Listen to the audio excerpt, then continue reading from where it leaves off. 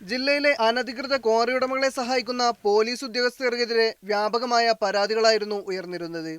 ഇതിനെ തുടർന്നാണ് കഴിഞ്ഞ ദിവസം റൂറൽ എസ്.പിയുടെ നേതൃത്വത്തിൽ ഓപ്പറേഷൻ തണൽ എന്ന പേരിൽ വ്യാപക റെയ്ഡ് നടത്തിയത്. കാലത്ത് 5 മണിക്ക് ആരംഭിച്ച റെയ്ഡിൽ വിവിധ ക്വാറികളിൽ നിന്നായി 49 ലോറികൾ പിടിച്ചെടുത്തു. വ്യാജ പാസുകൾ ഉപയോഗിച്ച് പാറ കടത്തിയതിനാണ് ലോറികൾ പിടികൂടിയത്. നിയമലംഘനം ബോധ്യപ്പെട്ടതിനെ തുടർന്ന് ക്വാറി ഉടമകൾക്കെതിരെയും കേസെടുത്തിരുന്നു. റവന്യൂ അധികൃതരും ഈ ക്വാറികളിൽ പരിശോധന നടത്തി. എന്നാൽ നടപടി ശക്തമായതോടെയാണ് സമ്മർദ്ദവുമായി ക്വാറി മുതലാളിമാർ രംഗത്തെത്തിയത്. പോലീസ് നടപടി അവസാനിപ്പിക്കും വരെ ജില്ലയിലെ ക്വാറികളും ക്രഷറുകളും നിർത്തിവെക്കാനാണ് ഉടമകളുടെ തീരുമാനം. എല്ലാവിധ രേഖകളുമായി കൊണ്ടുപോകുന്ന ലോറികൾ പോലും വഴിയിൽ തടഞ്ഞു നിർത്തി അതിൽ സൂക്ഷിച്ചിരിക്കുന്ന പാസ് വലിച്ചു കീറിയതിന് ശേഷം സ്റ്റേഷനിൽ കൊണ്ടുപോയും കോടതിയിൽ കൊണ്ടുപോവുകയും ചെയ്യുന്ന ഒരവസ്ഥ.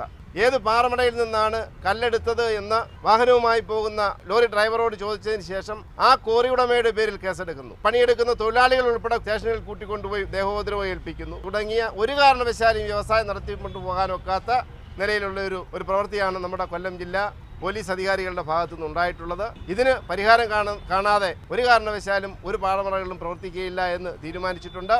നിർമ്മാണ മേഖല സ്തംഭിപ്പിച്ച് നടപടിയെടുക്കുന്നതിൽ നിന്നും പോലീസിനെ തടയാനുള്ള ശ്രമമാണ് ക്വാറി മുതലാളിമാർ ഇപ്പോൾ നടത്തുന്നത്.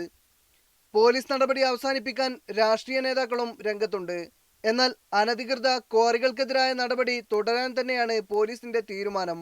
PL കിരൺ, മീഡിയ 1, കൊല്ലം.